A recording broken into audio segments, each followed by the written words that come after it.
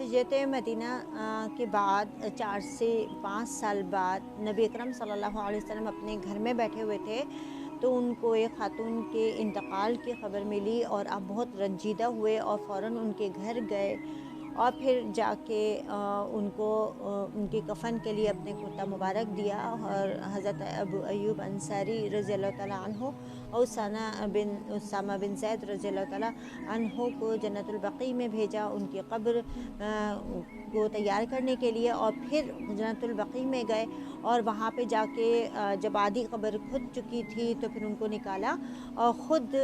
قبر کھودی اس کو گہرائی تک اور اس میں لیٹے۔ تو صحابہ کرام نے کہا کہ آپ یہ نبی اکرم صلی اللہ علیہ وسلم کیوں کر رہے ہیں؟ تو کہا کہ پھر میں اگر اس طرح کروں گا تو پھر اللہ رب العزت ان کی قبر کو وسیع کریں گے اور عذاب قبر نہیں کریں گے۔ اور اس کے بعد نبی اکرم صلی اللہ علیہ وسلم نے خود اپنے ہاتھ مبارک سے جو ہے ان کو لحد میں اتارا، اور بہت زیادہ رنجیدہ اور آبدیدہ تھے۔ اور یہ جو خاتون تھیں نبی اکرم صلی اللہ علیہ وسلم کی چچی، پیاری چچی مبارک حضرت فاطمہ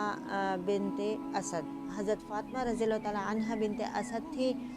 اور جن کے بارے میں نبی اکرم صلی اللہ علیہ وسلم نے فرمایا کہ یہ میری ماں کے بعد ماں تھیں اور بہت شفیق خاتون تھیں، اور بہت زیادہ شفقت سے انہوں نے نبی اکرم صلی اللہ علیہ وسلم کو پالا تھا۔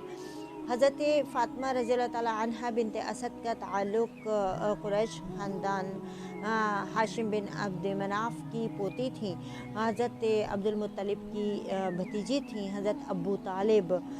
کی زوجہ محترمہ، حضرت علی کرم اللہ وجہہ کی والدہ ماجدہ، نبی اکرم صلی اللہ علیہ وسلم کی پیاری چچی اور سمدھن اور خاتون جنت حضرت فاطمہ الزہرا رضی اللہ تعالیٰ عنہ کی ساس، اور حضرت سیدنا حسن اور حسین رضی اللہ تعالیٰ عنہ کی دادی تھی۔ نبی اکرم صلی اللہ علیہ وسلم سے بے انتہا محبت کیا کرتی تھیں، اور جب نبی اکرم صلی اللہ علیہ وسلم یتیم تھے اور ان کے اوپر سے ان کے دادا حضرت عبد المطلب کا بھی سایہ اٹھ گیا، تو اس موقع پہ جو ہے حضرت ابو طالب اور حضرت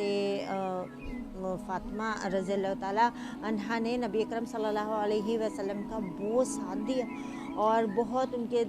سر پہ دست شفقت رکھا۔ حضرت فاطمہ بنت اسد کے 7 بچے تھے، جن میں سے کچھ مسلمان ہو گئے تھے، ان میں سر فہرست حضرت عقیل رضی اللہ تعالیٰ عنہ تھے، حضرت علی کرم اللہ وجہہ تھے، حضرت جعفر طیار شہید رضی اللہ تعالیٰ عنہ تھے، حضرت ام ایمن رضی اللہ تعالیٰ عنہ، حضرت جمانہ رضی اللہ تعالیٰ عنہ تھے۔ اور کفار مشرکین کی جب مظالم حد سے زیادہ بڑھے تو نبی اکرم صلی اللہ علیہ وسلم کا ساتھ ہاشم خاندان نے بہت زیادہ دیا۔ حضرت ابو طالب نے، حضرت فاطمہ رضی اللہ تعالیٰ عنہ بنت اسد نے نبی اکرم صلی اللہ علیہ وسلم کا بہت ساتھ دیا، اور آپ اسلام لے آئی تھیں جب نبی اکرم صلی اللہ علیہ وسلم نے دین حق کا کام شروع کیا، پھر آپ اسلام لے آئیں۔ 10 ہجری میں حضرت ابو طالب کا انتقال ہو گیا، جس کے بعد نبی اکرم صلی اللہ علیہ وسلم کو انہوں نے اپنی سرپرستی میں مکمل لے لیا، اور اپنے بچوں کے برابر، بچوں سے بھی زیادہ نبی اکرم صلی اللہ علیہ وسلم کا ان کی پرورش کی، ان کی تعلیم و تربیت کی، خود بھوکی رہتی تھیں لیکن نبی اکرم صلی اللہ علیہ وسلم کو کھانا کھلاتی تھیں، اور خود کپڑوں کی ضرورت ہوتی تھی لیکن نبی اکرم صلی اللہ علیہ وسلم کو کپڑے پہناتی تھیں۔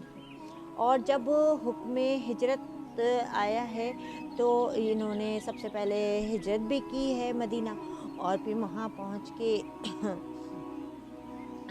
2-3 سال بعد ہی اپنے لخت جگر حضرت علی کرم اللہ وجہہ کا نکاح جو ہے نبی اکرم صلی اللہ علیہ وسلم کی صاحبزادی حضرت فاطمہ الزہرا رضی اللہ تعالیٰ عنہا سے ہوا۔ اس کے بعد یہ ہوا کہ نبی اکرم صلی اللہ علیہ وسلم اکثر ان کے گھر چلے جاتے تھے، ان کے گھر میں آرام فرمایا کرتے تھے، ان سے باتیں کیا کرتے تھے، بہت زیادہ محبت اپنی چچی جان سے کیا کرتے تھے۔ انہوں نے نبی اکرم صلی اللہ علیہ وسلم کا بہت ساتھ دیا۔ یہ ایسی جلیل القدر صحابیہ ہے کہ جن کے ہونے پہ امت مسلمہ فخر کرتی ہے۔ یہ اتنی جلیل القدر صحابیہ ہے۔ اللہ رب العزت ہمیں اپنے صحابیات کے نقش قدم پہ چلنے کی توفیق عطا فرمائے، آمین یا رب العالمین۔